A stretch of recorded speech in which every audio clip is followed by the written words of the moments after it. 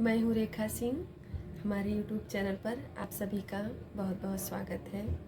हम आप सबको नाच का गाना सुनाएंगे और इसमें है कि देखो, हर चीज़ जगह पर अच्छी लगती है और हर चीज़ परफेक्ट सही लगती है। थोड़ा कुछ चीज़ की कमी रहती है तो सही नहीं लगता है। वही है इस गाने में। जिस तरह से कि जनवरी में बारिश होती है तो वो बारिश बिल्कुल भी अच्छी नहीं लगती, क्योंकि ठंडी ज़्यादा लगने लगती है।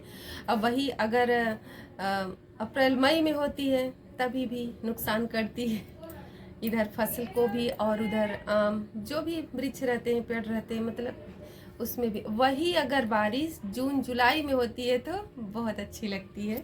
वैसे ही ये गाने में है, वर्षा ऋतु बिना, वर्षा ऋतु बिना बारिशो न सोहे, कोयल बिन बगिया ना सोहे राजा, कोयल बिन बगिया ना सोहे राजा, कोयल बिन भाई भतीज बिना नैहरो न सोहे, भाई भतीज बिन नैहरो न सोहे, देवर बिन अंगना ना सोहे राजा, देवर बिन अंगना ना सोहे राजा, कोयल बिन बगिया ना सोहे राजा, कोयल बिन सास ससुर बिन ससुरा न सोहे, सास ससुर